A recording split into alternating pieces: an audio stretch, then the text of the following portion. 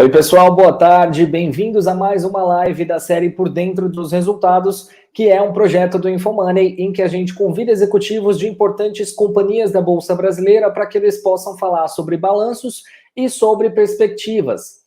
Nessa temporada, a gente está falando do segundo trimestre de 2021 e essa é a 26ª live dessa nova temporada. Até o começo aí de setembro vão ser cerca de 35 lives. É muito conteúdo para quem está assistindo a gente aí. Então, se inscreva aqui no canal do InfoMoney se você ainda não for inscrito para não perder nada. Eu vou conversar agora com dois executivos da AgroGalaxy, que é uma recém-chegada à Bolsa Brasileira de um setor bastante resiliente aí no país. Eu quero dar as boas-vindas para o Marco Teixeira, o CEO da AgroGalaxy, e o Maurício Pulitti, que é o CFO da companhia. Oi, Maurício. Oi, Marco. Bem-vindos aqui na série com a gente. Obrigado, Figo. Obrigado pela oportunidade. Boa, antes de eu passar a palavra para que eles possam fazer um resumão aí, uma introdução de como é que foi o segundo trimestre para a AgroGalaxy, eu quero passar mais alguns recados para você que está assistindo a gente. Bom, primeiro eu já falei, se você não for inscrito aqui no nosso canal, se inscreva para não perder nenhuma outra live. Não se esqueça de clicar no sininho que tem abaixo do player, assim você vai ser notificado sempre que uma nova live começar. Se você ainda não deu o seu like nesse vídeo, já pode dar o seu like. E para mandar perguntas para que o Maurício e o Marco possam responder na sequência da apresentação deles, por favor, façam isso usando o link do slide que está aqui na descrição do vídeo e também no chat. Lá vocês podem mandar perguntas de forma anônima ou não e também podem votar em perguntas que já foram feitas por outros leitores, assim eu fico sabendo quais são os temas de maior interesse de vocês. Bom, recado dado, por favor, Maurício, Marco, fiquem aí à vontade para fazer a introdução de vocês. Obrigado, Figo. Bom, boa tarde a todos. É um grande prazer estar aqui com vocês hoje. Obrigado, Figo. Obrigado a toda a equipe da InfoMoney pelo convite, pela oportunidade de falarmos aqui da nossa empresa, dos resultados do segundo TRI. Obrigado a você que está nos assistindo. Esperamos ter aqui um bate-papo, uma conversa produtiva com vocês. Preparamos uma conversa aqui para quem nos conhece, conhecer um pouco mais, e para quem ainda não nos conhece, nos conhecer o nosso setor e a nossa empresa. E como o Fico falou, né, o agro ainda é subrepresentado, né, no mercado de capitais brasileiro, então a gente vai falar um pouco, a primeira sessão, eu vou falar da primeira sessão, vou falar um pouco do agro, por que o Brasil não apenas mas existe a expectativa de que o Brasil vai ser cada vez mais importante, o agro brasileiro vai ser cada vez mais importante para o Brasil. Então, isso é muito importante para entender a dinâmica da nossa tese de investimento. Vamos falar também um pouco da nossa operação, da nossa empresa, o que é o AgroGalaxy, aí para ter certeza que vocês entendem bem a nossa operação. A segunda sessão, o Pulitti vai falar dos nossos resultados do segundo TRI. Tá? Então, a gente tem um material, a gente vai passar rapidamente, mas, de novo, é um bate-papo. O que é o AgroGalaxy? Né? O AgroGalaxy, direto, a gente é uma rede de varejo que atua no agro, ofertando um pacote completo de produtos e serviços. Produtos para o produtor brasileiro. Quando eu estou falando de produto, eu estou falando de insumos agrícolas, estou falando de fertilizante, sementes, químicos como inseticida, fungicida, herbicida, especialidades como adubos foliares e produtos biológicos, então uma gama completa de produtos, a gente vai falar mais para frente sobre isso, e também serviço. O produtor ele demanda serviço, como assistência técnica para produzir mais, compra e armazenagem de grãos, produtos financeiros de diversas características, como crédito, como seguro para safra e tudo mais. Então, nós vendemos um pacote completo para o produtor. Né? Indo para frente, eu acho que a maioria de vocês já sabe, né? O Brasil é um player importante no mercado mundial. Né? Então, nos últimos anos, tem sido o país que mais cresceu e ganhou relevância, não só como produtor, mas como grande exportador. Então, a relevância do Brasil ela vem principalmente por se tornar um grande player no mercado agro internacional.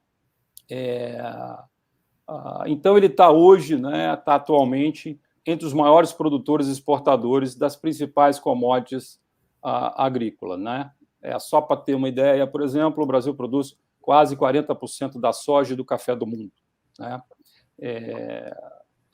E vem apresentando taxas de 2 dígitos de forma consistente nos últimos anos, né? Então, tem ganhado, é um mercado relevante, tem ganhado relevância. Para se ter uma ideia, o mercado de insumos do Brasil é um mercado de 25 bilhões, aproximadamente 25 bilhões de dólares.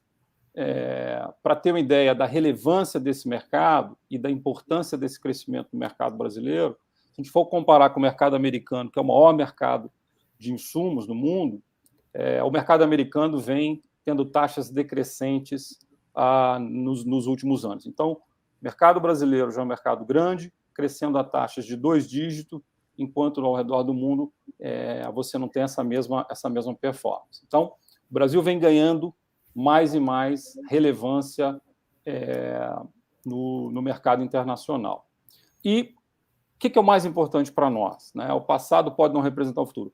Né, especialistas, o mercado como um todo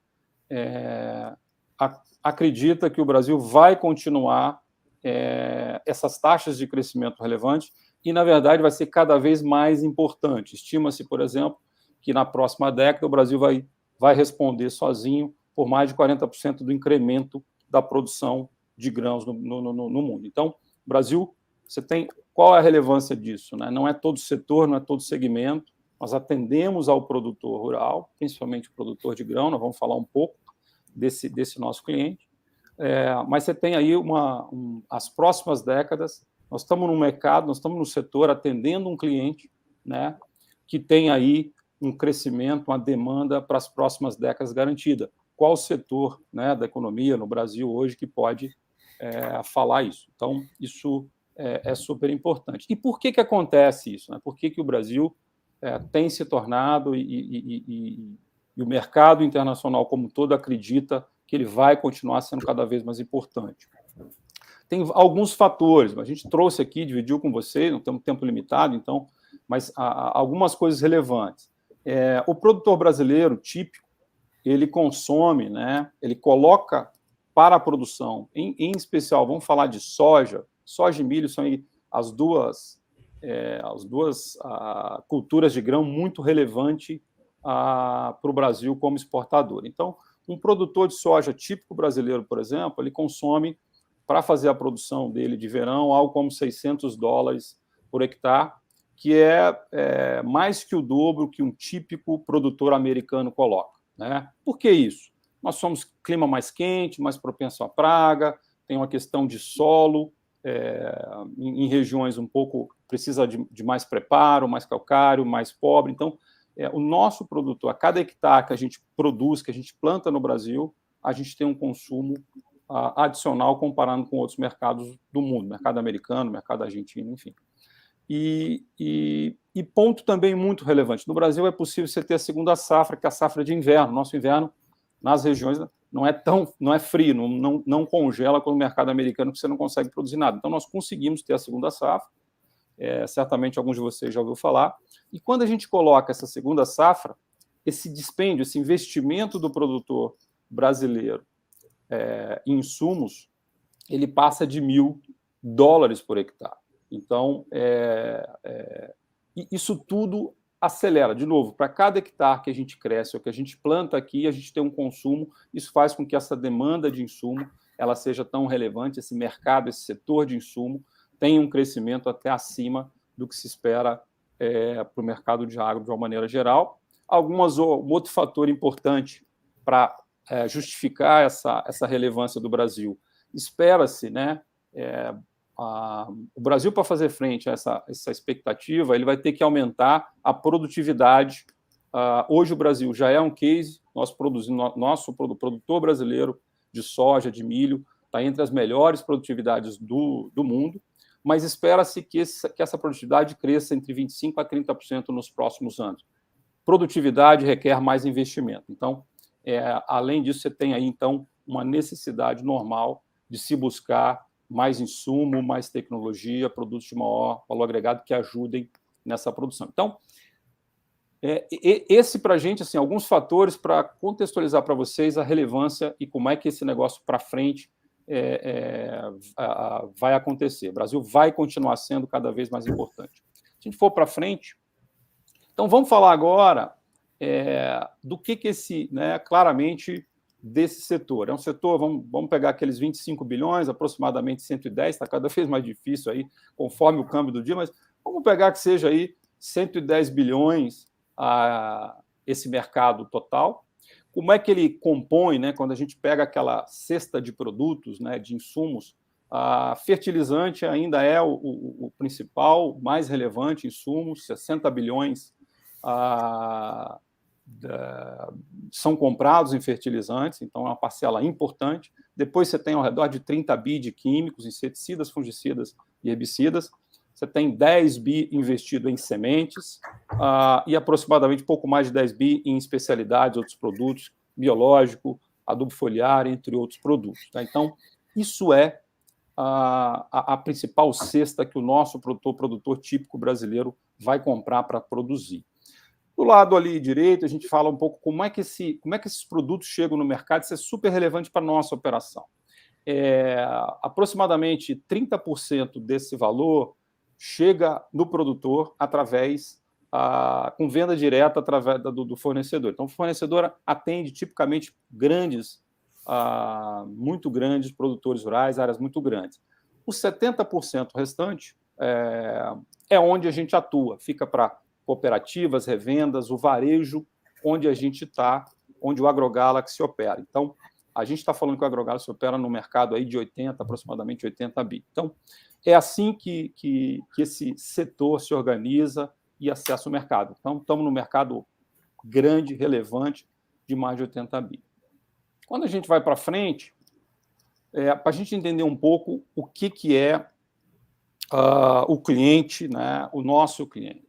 Se a gente pegar aí o produtor rural, separar aí nas principais 3 categorias, o grande produtor rural, e aí tipicamente nós vamos estar falando de um produtor que planta numa área mais de 10 mil hectares, ele aí tem 15% de toda a área plantada no Brasil, está com esse grande produtor.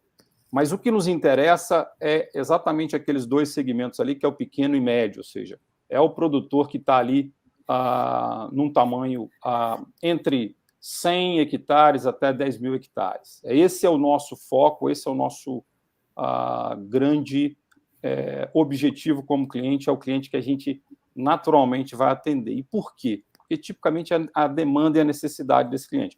Ele demanda mais assistência técnica, ele compra de uma gama variada de parceiros, ele demanda serviços das mais variadas, mas principalmente ele demanda um atendimento, um serviço, uma solução. Mais do que comprar o produto, ele demanda uma solução. Qual a principal solução que ele demanda?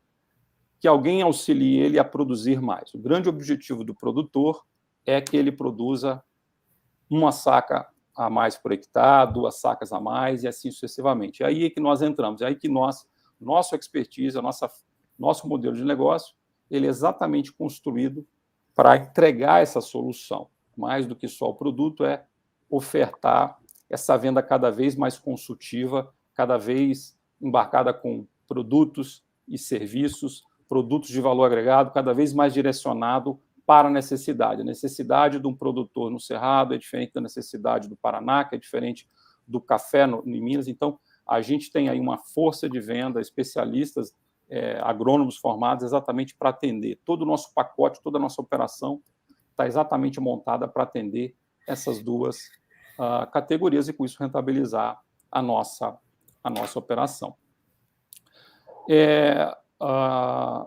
Indo para frente, aqui a gente fala um pouco assim, de um ponto muito relevante também para a nossa estratégia, para a nossa tese de investimento. Então, além de ser um setor, um segmento com demanda cativa para as próximas décadas, nós temos um cliente que demanda né, uma solução, serviço, uma solução mais que produto, mais que uma commodity, ele demanda uma solução. É um mercado muito pulverizado. Então, esse mercado, o mercado brasileiro, ele tem mais de 3 mil players, né, revendas atuando, enfim, nas diversas regiões.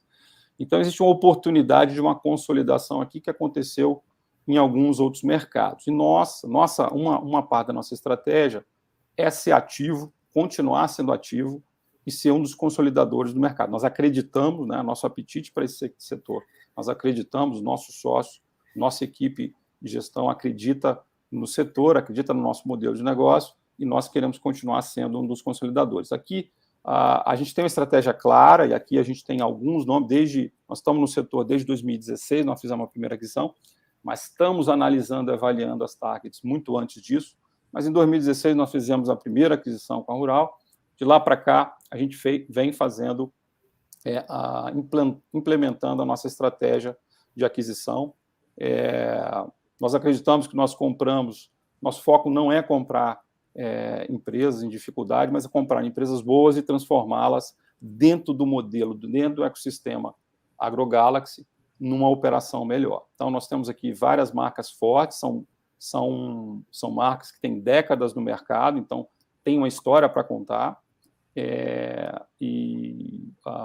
Recentemente, aí, nós temos público, a última aquisição, nós estamos aí em fase de final aí da aquisição da Ferrari Zagato, uma operação, uma empresa que tem base no Paraná. Então, nossa estratégia é muito clara, nós vamos continuar olhando targets em regiões complementares, principalmente geograficamente a nossa operação, e acreditamos que temos tido sucesso. Essas aquisições têm sido rapidamente incorporadas.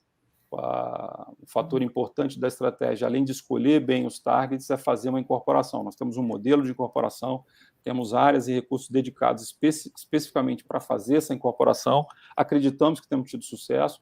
Nós entramos na empresa e, tipicamente, muitas vezes você vê no M&A uma queda na receita, uma perda de equipe muito grande quando você tem uma aquisição. Nós não tivemos isso em nenhuma das aquisições que nós realizamos. Então, nós queremos acreditar que nós temos tido sucesso na implementação desse modelo até o momento e vamos continuar na implementação e buscando alternativas. Se a gente for para frente, falando um pouco da operação do AgroGalaxy, isso aqui, a gente está nas principais regiões produtoras do Brasil. Nós estamos aí de norte a sul do país, estamos atuando em 9 estados. A gente acredita que isso é muito importante. Nós acreditamos que ser um player nacional e não ser um player regional é fundamental. Entre outros ganhos, principalmente a questão da diversificação de risco. O agronegócio, né, para quem não está 100% familiarizado, não falta boas oportunidades. Então, é por isso que o agronegócio tem sido aí a locomotiva, tem sido tão resiliente, né, a tudo que acontece na economia mesmo do Brasil e do mundo. Não falta oportunidade, né, principalmente no mercado agro-brasileiro. Mas você tem que gerenciar e diluir esse risco. E estar geograficamente, ter uma operação geograficamente ampla é muito importante. Por quê? Um dos principais riscos é uma indústria a céu aberto, um dos principais riscos é exatamente a quebra de safra. Temos aí um cenário aí esse ano, vamos falar disso mais à frente, mas quando você está geograficamente numa área mais ampla, muito improvável que você tenha um cenário climático, um problema climático em toda a região. Então, você tem no sul, mas o Cerrado vai bem, você tem em Minas, mas o sul vai bem. Então, assim, essa dispersão geográfica ajuda muito. Também ajuda muito no lançamento de produtos e tecnologia. A tecnologia do Cerrado, muitas vezes, é diferente do sul e assim sucessivamente. Então, estar nessa dispersão geográfica é muito importante para a diluição do risco, mas também para você ser efetivo em testar novas tecnologias e ter uma base de produtos, serviços e de clientes diversificados. Nós operamos atualmente mais de 100 lojas, 108 lojas, 19 silos para atender os nossos clientes e 8 plantas de semente. Nós estamos aí, temos aí quase 20 mil clientes ativos na base, 97% das nossas vendas são para a cultura de soja, milho e café, são as grandes culturas Por que isso? São as grandes culturas de liquidez no Brasil. Então, vão continuar sendo culturas importantes para frente. Então, nós estamos focados nisso, operamos em cana, operamos em algodão, temos várias outras, mas realmente a nossa receita está focada nessas culturas. E operamos aí numa região extensa de mais de 8 milhões de hectares. Então, temos mercado, temos produto, temos uma operação muito clara, um modelo de negócio muito claro para o nosso cliente. Paramos aqui essa sessão e agora eu vou passar para o Politi para falarmos aí do resultado do segundo trimestre. Obrigado. Politi, bola é tua. Obrigado, Marco. Obrigado, Figo. Obrigado, Infomoney, pelo convite para a gente vir apresentar a AgroGalaxy, né? Um setor novo, né? Esse setor de varejo de insumos é um setor novo na Bolsa, que está numa consolidação muito forte, e um prazer estar aqui com vocês e poder apresentar os nossos resultados. Bom, eu vou dar um pouco de destaque aqui nos assuntos de segundo trimestre, primeiro semestre.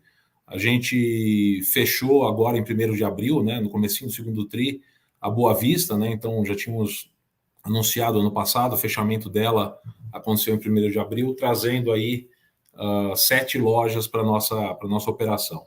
A gente abriu também organicamente, durante o primeiro semestre, 8 lojas, então a gente saiu lá do final de 2020 de 93 lojas, e abrimos 15 lojas, né, 8 abertas organicamente e 7 de aquisição. Então, vocês veem que as oportunidades são múltiplas, né? A gente continua abrindo lojas, adensando áreas onde já está presente, aumentando a penetração em praças onde já tem presença, e as aquisições acabam também sendo oportunidades de mais crescimento orgânico mais tarde. Por exemplo, Boa Vista a gente fechou em abril, e a gente abriu 2 lojas adicionais, ou vai abrir 2 lojas adicionais esse ano, dentro daquela macro-região do Mato Grosso do Sul que ela atende. Então, o M&A também potencializa adicionar o crescimento orgânico. Tá? Então, a gente cresceu no resultado de LTM, né? Ou seja, nos últimos 12 meses, 30% de receita, sendo 31% de insumos. A gente conseguiu atingir 23% de same-store sales, ou seja, lojas que já estavam abertas no mesmo período do ano passado. Então, isso significa que as lojas, nosso crescimento de receita vem uma parte de abertura de novas lojas, uma parte vem de lojas que estão já abertas, e isso é um número bem comum para a gente olhar em varejo, né? A gente tem avançado muito também nas vendas digitais.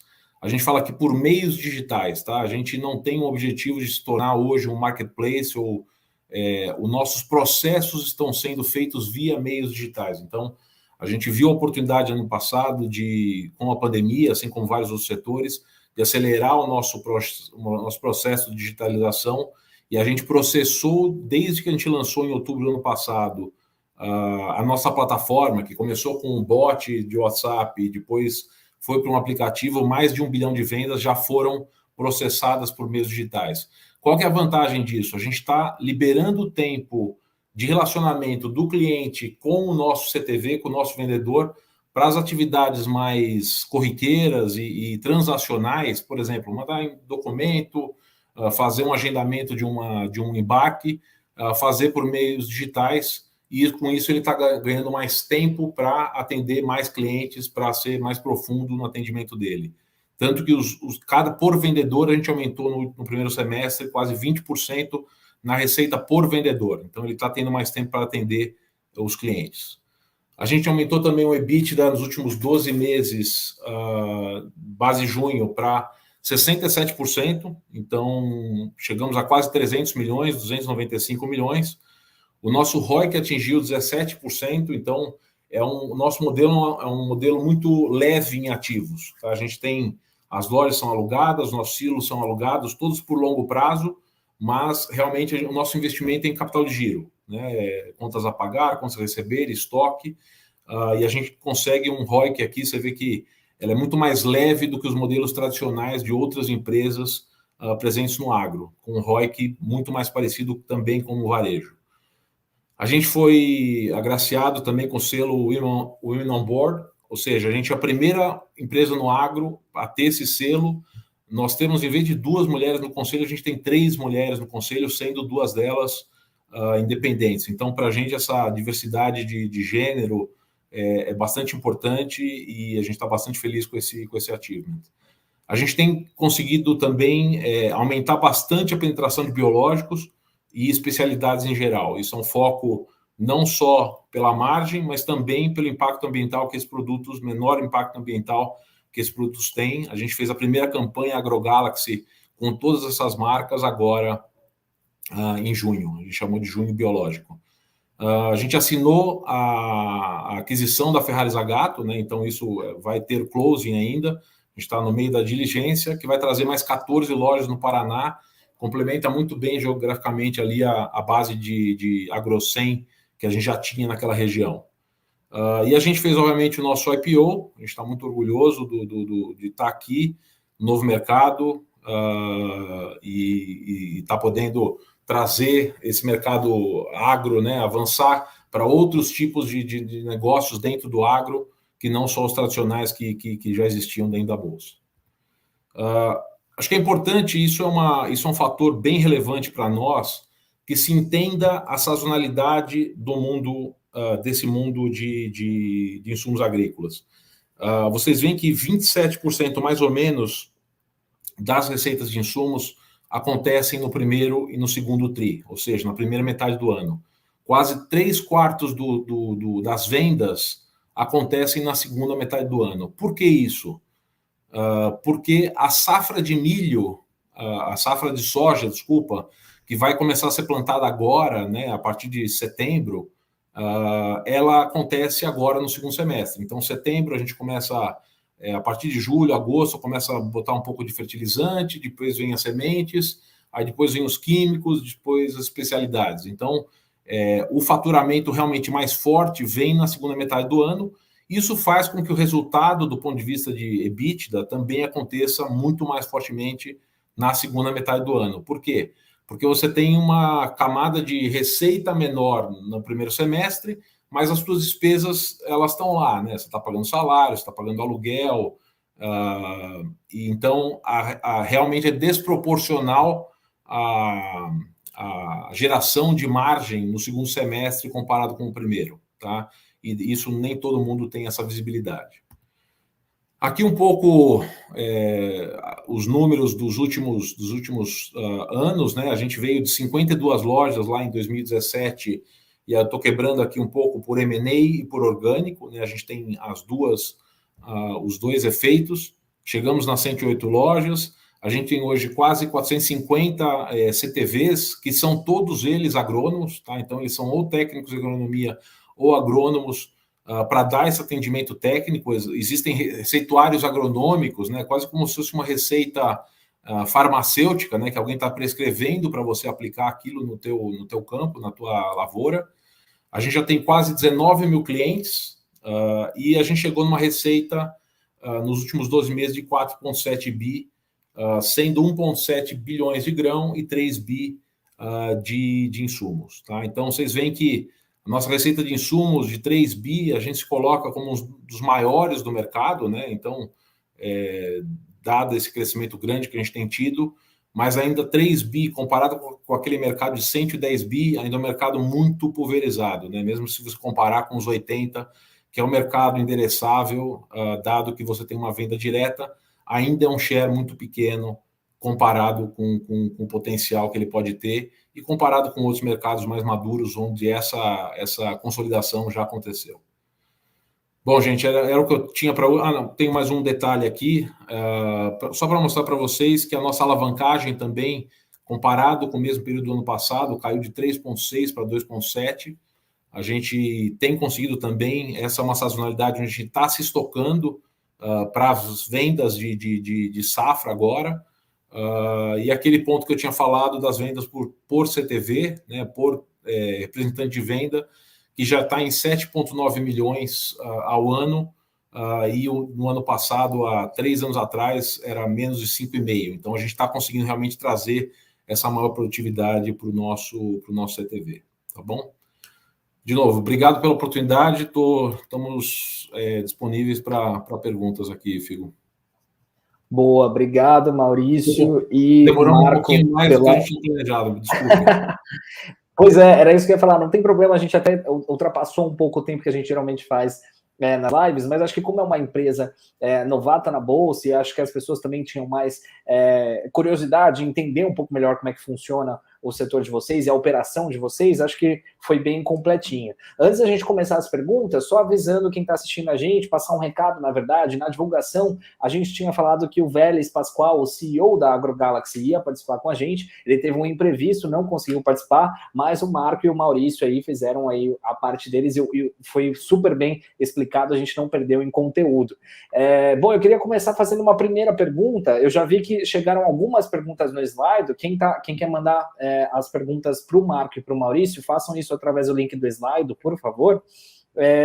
A primeira pergunta é sobre o cenário, né? A gente está destacando bastante esse crescimento muito forte do agro, já vem de muito tempo. O Brasil, como o Marco citou, é uma referência aí no mundial nesse segmento, e a perspectiva de que isso vá continuar daqui para frente. Mas como é que vocês avaliam o cenário macro atual no Brasil? De que forma que isso pode impactar, por exemplo, a gente está vendo ainda impactos negativos da pandemia, o desemprego está alto, a renda está baixa, a Selic subindo agora, chegou a cair bastante, agora voltou a subir. De que forma que esse cenário macro pode impactar o setor de vocês? Bom, primeiro lugar, né, Figo, a gente está, acho que meio... não é um setor que passa ileso totalmente, né? A gente está inserido dentro desse universo, mas ele tem passado razoavelmente bem. Ano passado, na pandemia, eu lembro da gente indo para casa em março, né, começando o lockdown, e ele falou, o que a gente vai fazer agora? Né? O nosso cliente está acostumado a ter o vendedor lá toda semana visitando a lavoura dele, e a gente viu que ocorreu uma rápida adaptação, né, em relação à pandemia. O produtor começou a se relacionar mais de maneira remota, a gente até falou um pouco da digitalização, aceitou que fossem feitas consultas mais remotas, com um pouco menos de interação pessoal. Então, tanto que o ano passado a gente teve um crescimento recorde também e apresentou um resultado super sólido. Então, do ponto de vista de pandemia, do ponto de vista de supply chain, também teve uma ou outra pequena falha de produção, algum produto que acabou faltando por algum tipo de quebra na cadeia de supply chain, mas não foi nada grave. Do ponto de vista macro, a gente funciona também como um grande parceiro do produtor em relação ao crédito, né? A gente, hoje, 25% das necessidades do crédito do produtor são dados por Banco do Brasil, outros entes do governo, né, para a safra, e nós, varejistas, as próprias cooperativas, os próprios fabricantes de insumos também são fortes incentivadores desse mercado. Então, a gente funciona realmente dando crédito para o produtor final. Então, acho que essa parte vai continuar bastante importante. A subida dos juros é algo que a gente também já viu antes, né? Acho que assim, ninguém estava acostumado a trabalhar com 2%, 5% é melhor, os 8% que talvez chegue, é muito melhor do que os 14% que a gente tinha alguns anos atrás. Então, eu acho que isso vai se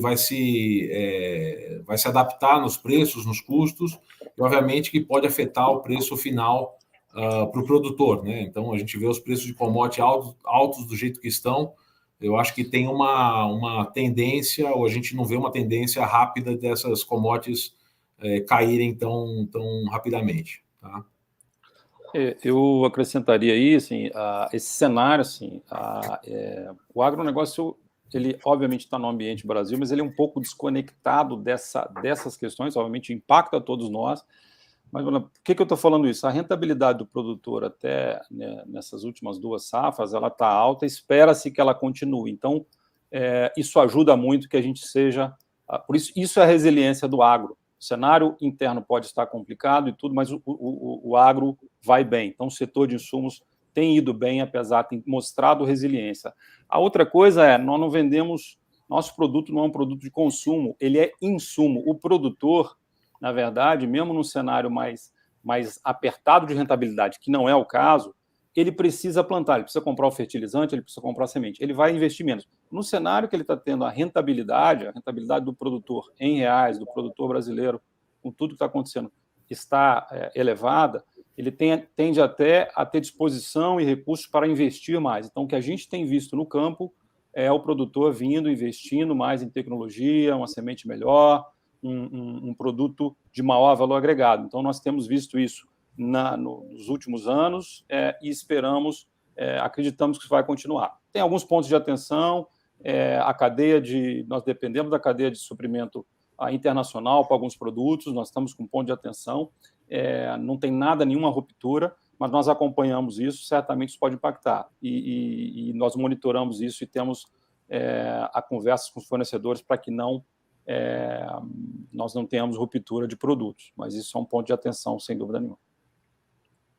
Ela pergunta em relação a riscos para o negócio, né? Porque a gente viu, vocês comentaram que ainda não tiveram nenhuma ruptura na supply chain. Alguns outros setores tiveram, né? Setor automotivo, setor de tecnologia, eles tiveram ainda estão enfrentando bastante dificuldade em relação a isso. Mas tem algum outro fator que pode ser risco, além dessa falta de insumos que talvez que possa acontecer, ainda não aconteceu, mas talvez possa acontecer se essa situação se estender? Tem algum outro risco que vocês enxergam no médio prazo para o negócio? Por exemplo, ano que vem é um ano eleitoral, isso também é um fator que pode mexer com o setor agro? Eu acho que o fator eleitoral, acho que no final pode afetar todo o mercado, né, Figo? Já tem tido bastante volatilidade, né? A gente já está vendo essa pré-volatilidade agora, né? Para o ano que vem, acho que assim, a gente trabalha muito com antecedência, tá? Do ponto de vista de que, apesar de junho a gente ter somente lá 30%, né, 25% da nossa receita, a gente já tem uma base de pedidos feita para o que vai acontecer agora na segunda metade do ano, né? Então, a nossa carteira de pedidos é pública, a gente tem quase 1,9 bi de pedidos para serem faturados na segunda metade do ano, e a gente já está tirando pedidos para a safrinha do ano que vem, né? Então, a beleza do negócio também é que você tira pedidos antecipadamente, né? Acho que existe também uma tendência, esse ano o mercado andou mais rápido, a gente fala andou cedo, né? Ou seja, os clientes tiraram pedidos antecipadamente comparado com outros anos. Por quê? Porque acho que um pouco de medo também de volatilidade, aumento de dólar, aumento de preço dos insumos. Eu acho que o outro ponto de risco, né, que o Marco até mencionou, que é a própria seca, né? Então, a gente teve problemas de seca. O ano passado a safra foi plantada mais tarde porque faltou chuva, então a safrinha também foi plantada um pouco mais tarde, ali, em alguns casos até março, que é tarde para ser plantado. Teve alguns problemas de geada. Aí todo mundo pergunta, tá bom, então teve quebra de safra, né? Como seu cliente vai te pagar, né?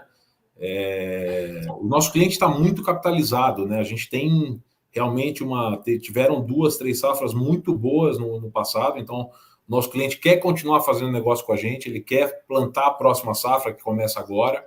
E no caso que um cliente, por exemplo, às vezes ele não conseguiu colher nada, tá? Então ele paga uma parte e outra parte a gente ajuda ele a financiar. E isso a gente também tem suporte de fornecedores, então é algo que a gente está acostumado a trabalhar. As perdas em si são muito pequenas, eventualmente você tem que financiar o cliente com juros um pouquinho mais no tempo, mas isso é uma indústria a céu aberto, né? Quem está no mercado agro tem que estar disposto a ter essas intempéries, esses problemas climáticos.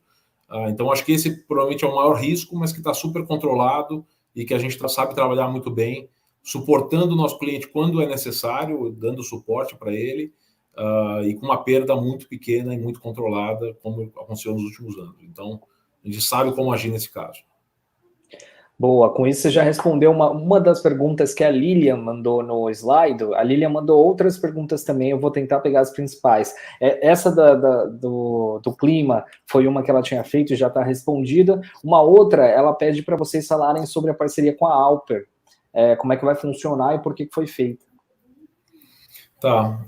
A gente é um grande balcão, né? A gente é um grande acesso aos clientes, né? Um grande valor que nós temos nós conseguimos colocar produtos e serviços na frente do nosso cliente. A gente tem aqueles 450 CTVs que estão falando com 19 mil clientes todo dia, né? Então, a venda de seguros, né, começou com uma ideia de aumentar o nosso serviço de seguros de safra. Tá? O que é um seguro de safra? É um seguro que o produtor compra tentando reduzir o risco se tiver algum tipo de quebra climática. Então, pode ser uma seca, uma geada, um incêndio, né? Depende da cobertura que ele comprar com esse seguro. A gente decidiu fazer uma parceria com a Alper porque a gente achou melhor não se especializar em seguros, né? A gente é o go-to-market, a gente é a última, vamos falar assim, a última perna até o cliente. A gente decidiu, vamos pegar alguém que seja especialista em seguros, como a Alper, que vai trabalhar com várias seguradoras, né? Aumentando a oferta de seguros para os nossos clientes, mas a gente vai ser essa parte de intermediação no sentido de que eu dou esse contato, eu dou essa última ponta, levo a Alper até o nosso cliente, junto com o nosso CTV. A Alper está colocando um time de quase 15 pessoas para nos ajudar nessa venda de seguros, e vai ter um revenue share, vai ter um profit share, na verdade. A gente vai compartilhar margem gerada nessa operação. Então, é bom para a Alper, é bom para a gente, e a gente não quer entrar também num setor que eu teria que me especializar, colocar muito investimento. Então, a gente está pegando um cara especialista, mas por abrir esse canal para o nosso cliente, a gente vai ter uma parcela dessa margem gerada. Então, é mais uma fonte de renda de serviços para o Galaxy. Chegaram duas perguntas no slide sobre esse tema, que até vocês chegaram a comentar, se não me engano, o Marco comentou na introdução, que é sobre M&A. Os dois leitores não se identificaram, mas eles querem saber quais são os próximos projetos de M&A do AgroGalaxy, se puder falar alguma coisa, pelo menos em quais segmentos, e quanto tempo que leva a integração desses novos negócios que são comprados para ter ganho de sinergia. Quanto tempo que vocês demoram para começar a ter ganho de sinergia com essas operações? Bom, os próximos, Marco, só para, como é RI da companhia, os próximos, eu não posso falar quais são. A gente tem, obviamente, ainda mais uma live assim, a gente tem 7 deals que estão acontecendo agora, tá? Então, isso está divulgado, estava no nosso prospecto. Tem 7 LOIs não vinculantes, tá? Então, a gente tem tentado, a gente tem conseguido, né? Fechamos Boa Vista, eventualmente vamos fechar Ferrari Zagato, complementar, o Marco falou um pouco disso, né? Complementar macro-regiões que a gente não esteja hoje com aquisições, né? Então é mais fácil do que você abrir uma loja numa praça onde você não tenha nenhuma presença, é mais fácil fazer um M&A, porque daí você traz uma certa massa crítica, né? Você traz um certo número de lojas, uma estrutura de gestão para aquela região, ao invés de ir lá e abrir uma loja e competir começando do zero. Tá? Então, a gente não pode falar, mas tem um pipeline bastante robusto. Tá? E complementando aí, o Politi falando, nós temos de novo, uma área dedicada a fazer incorporação, falando do quão rápido. Temos executivo, temos recursos dedicados, temos um modelo para fazer isso. Nós iniciamos com identificação. Antes de entrar, nós temos a identificação de um plano de 180 dias. Então, tipicamente, 180 dias você tem uma primeira fase de incorporação da aquisição, mas tipicamente demora aí entre 1 a 2 anos para você realmente trazer para dentro de casa essa nova operação. A gente respeita muito o modelo de operação, são empresas muito fortes comercialmente, tipicamente são empresas muito fortes, e a gente não quer perder, é muito importante reter os talentos do time. Então, tem um plano diria de 6 meses a 1 ano e meio, 2 anos, está devidamente integrado em fases. Chegou uma outra pergunta no slide, que é sobre investimentos. O leitor quer saber quais são os investimentos em inovação e se esses investimentos em inovação fazem muita diferença no setor agro. Eu acho que falando, por exemplo, a gente tem, esse ano, estamos investindo uma quantidade mais de 20 milhões somente, por exemplo, no digital. Tá? Ou seja, a gente tomou essa decisão no passado, fizemos um projeto super bem arquitetado de quais que eram as necessidades do produtor, como que a gente poderia chegar nele mais rápido. Começamos com o bot, né, de WhatsApp, que é uma solução que vamos falar assim,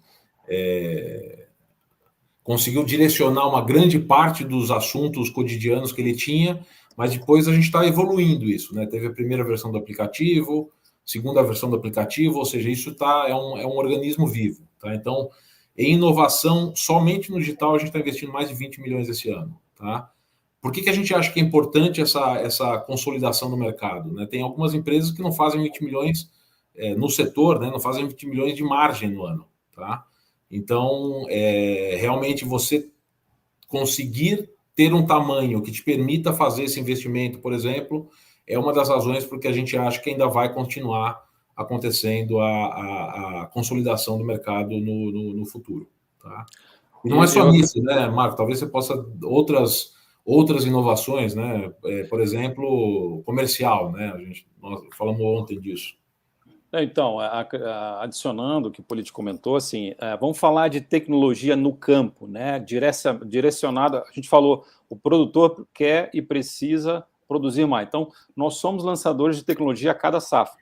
Nós temos um corpo de técnicos, nós temos toda uma solução, nós temos centros tecnológicos que testam tecnologias criadas pelos nossos fornecedores e produzimos, testamos essas tecnologias, preparamos o nosso time, preparamos o cliente, temos eventos, temos uma feira anual que a gente faz, tem eventos de campo. Com a pandemia, tudo isso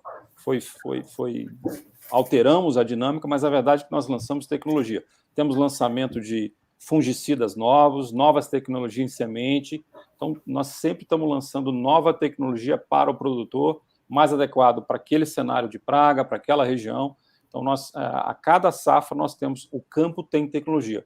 Né? E nós temos toda uma estrutura, desde centro tecnológico, especialistas dedicados, treinamento para força de venda, eventos, né, de teste, de lado a lado, demonplot, ou seja, tem toda uma estrutura e uma forma de colocar essa tecnologia no campo, que é onde é relevante para produzir mais. Tá? Então, somos um grande lançador de tecnologia.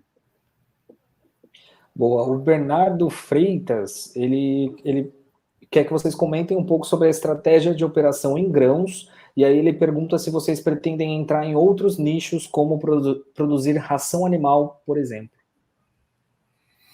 Nossa operação de grãos, ela não é eu não diria que não é um foco.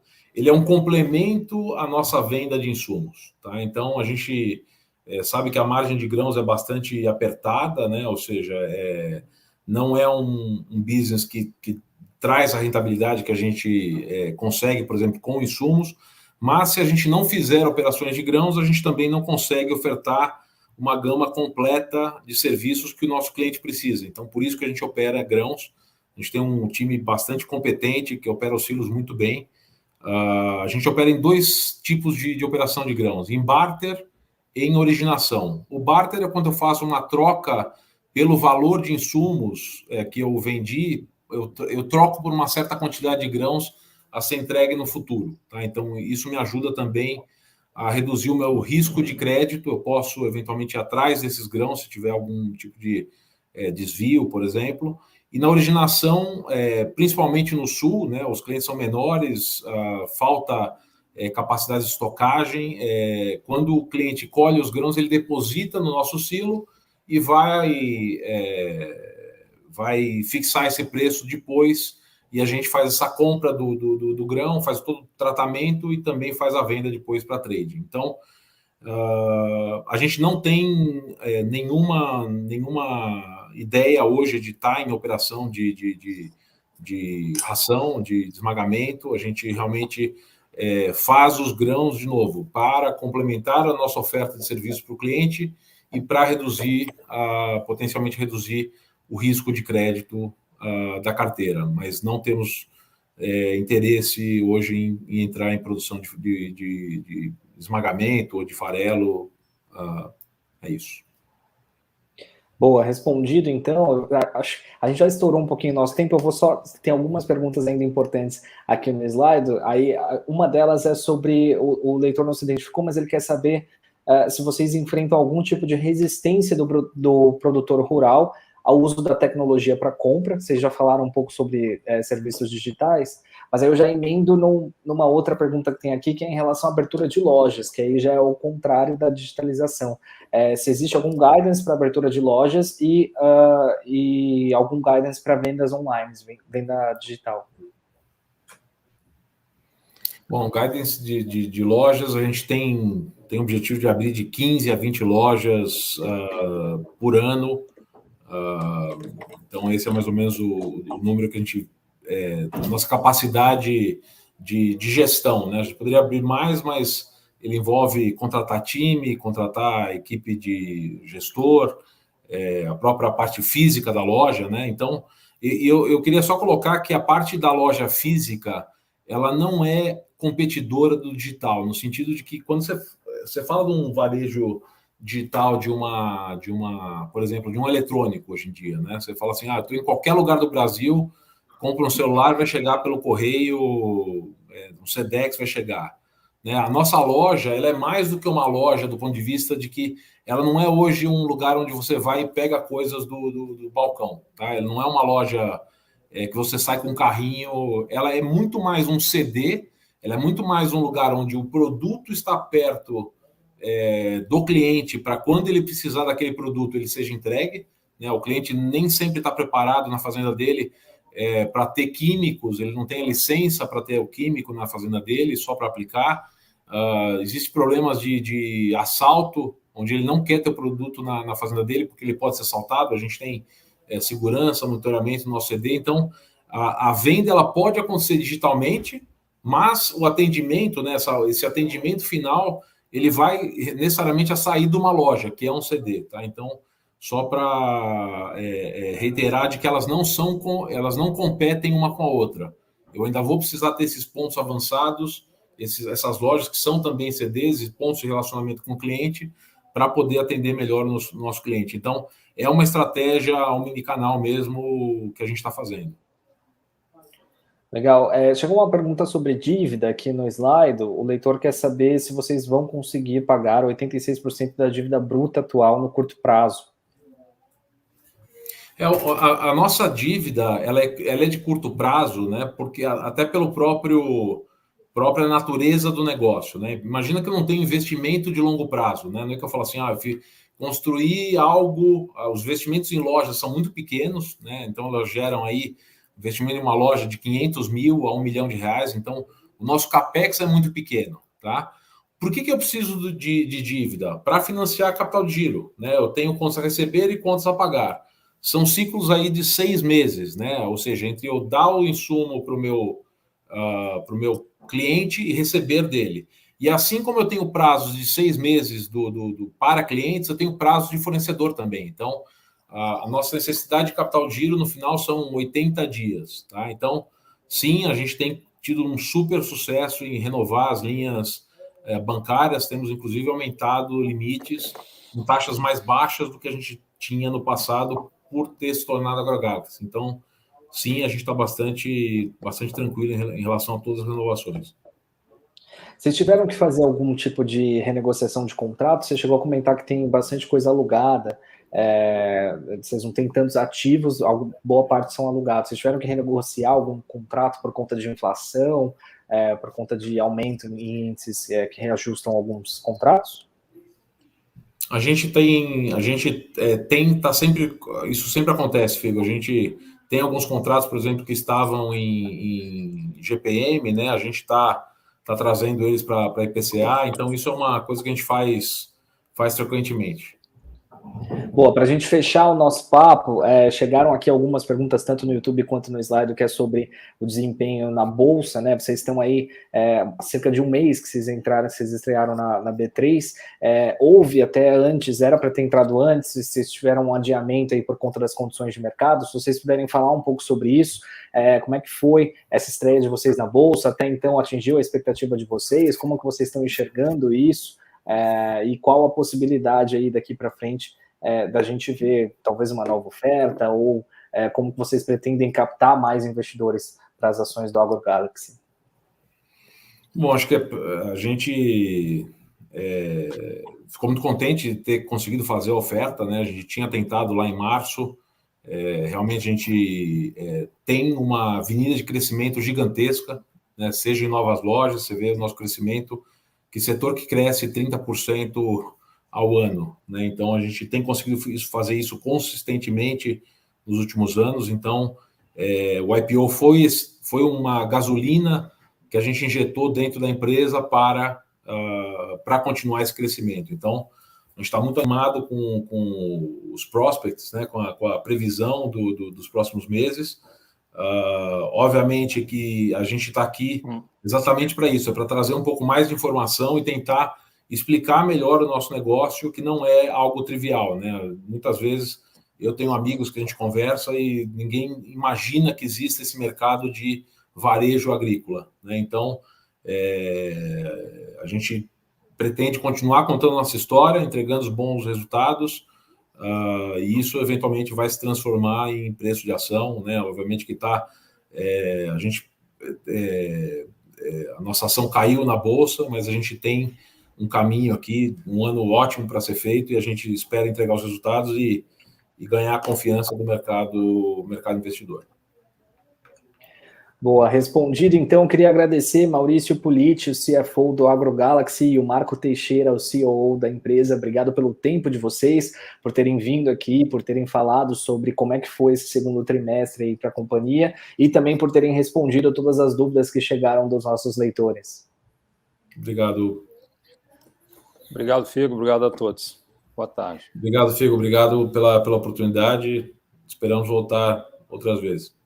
Boa, as portas estão sempre abertas, pessoal. Só lembrando, quem perdeu o começo dessa live, não se preocupe, ela vai ficar na íntegra aqui no canal do Infomoney no YouTube. Não só essa, como todas as outras que a gente teve desde o começo da temporada. Como eu falei lá no começo dessa live, essa foi a 26ª live dessa nova temporada, mas até meados de setembro vão ser cerca de 35 lives. É muito conteúdo. Para você não perder, não se esqueça de se inscrever aqui no canal do Infomoney. Se você ainda não for inscrito, clica no sininho que tem abaixo do player, assim você vai ser notificado sempre que uma nova live começar. Não se esqueça de deixar o seu like, e para acompanhar a programação do Por Dentro dos Resultados, entra no infomoney.com.br, na parte superior ali do site tem um link Por Dentro dos Resultados. Se não encontrar por ali, você clica no menu do site, o menu também tem o link Por Dentro dos Resultados.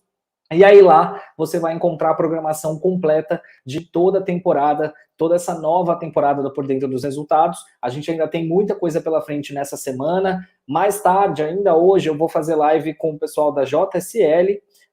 Na semana a gente ainda vai ter M. Dias Branco, Raia Drogasil, Mercado Livre, Banco BMG, Priner, enfim, tem bastante coisa pela frente. Lá no site vocês encontram a programação e já conseguem ir mandando as dúvidas de vocês, as dúvidas que vocês querem que os executivos dessas companhias respondam. Até mais tarde.